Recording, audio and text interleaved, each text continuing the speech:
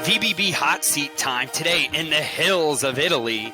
We are here with the one and only Aaron Jordan, where we get to know the real deal Holyfield of the people who are in our network. You know the rules.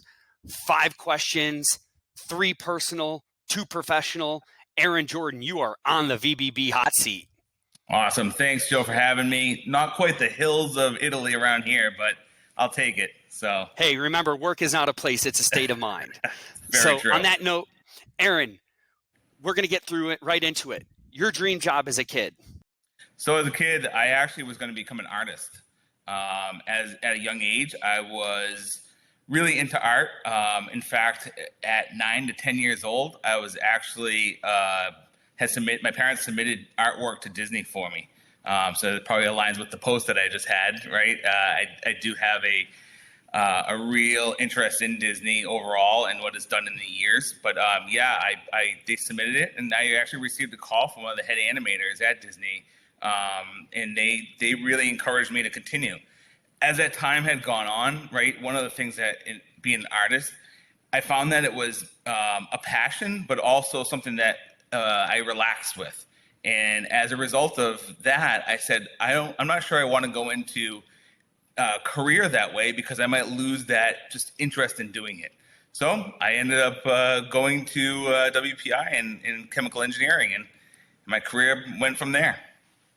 Who's the best leader you've ever had?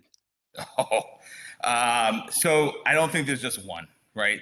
Every leader, every person you meet, you take a little bit of each one of those people. I've had some really great mentors and people that I've worked with in my career. Besufekad, Alemayehu, Larry Weiner, Jack Campion, even Sean O'Leary. So what I can say is I've learned a lot from each one of them and in different aspects to create the leader and the person I am today. Favorite beverage of choice? Oh, that's easy. Bourbon, right? Bourbon is a American drink. It's an amazing beverage. It has a really unique history, right? So many of you may or may not know, but if you watch the documentary Neat and N-E-A-T, it has not K-N-E-A-T? Not K-N-E-A-T, but N-E-A-T. N-E-A-T. It has a history behind it. And that aligns very, very much so with where drugs are, right? So in 1897, they had a Ball and Bond Act. What was happening was bourbon was being adulterated by putting things like iodine in it and tobacco to make it look like bourbon, but it was either watered down or didn't have the same spirits.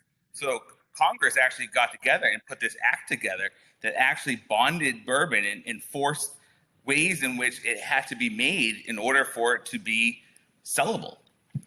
Very similar to the Cosmetic Act in the FDA, right? So we can't have adulterated drugs. We have to make sure that they're correct.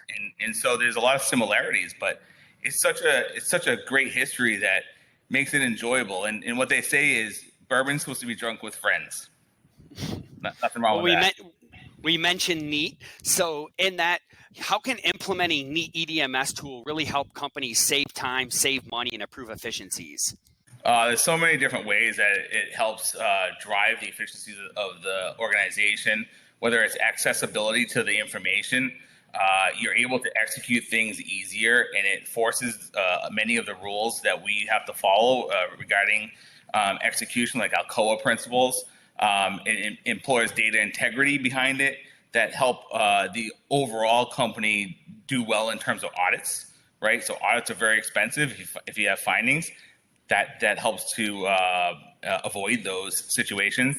From a point of view of just approving documents, working through the process, any hybrid approach where you are dealing with paper and electronic, such as a traditional EDMS, you have a lot of little micro steps that go into the overall process to getting it to digital ultimately.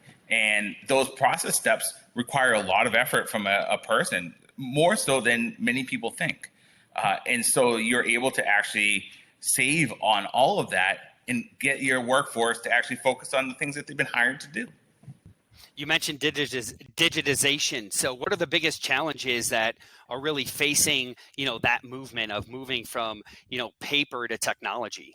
Yeah, a lot of that is what I have seen in my experience has to do with we've always done it that way. We've always worked on paper. It's just easier for us to do on paper. We're not ready for it. We're just a small biotech or a small life sciences company. And with that said, it can't be further from the truth. It is never too early to implement a electronic tool. As we just mentioned, all the savings that you can see from it, there's an ROI to it that's actually very quick to achieve. And it's extremely important to get to that ROI so your business can do well and your bottom line can be healthy. Well, thank you very much, Aaron Jordan. You are off the VBB hot seat. Please leave a comment below. Let us know your thoughts. And again, Aaron Jordan, rock on. Thanks, Joe. Thanks for having me. Take care. Safe travels.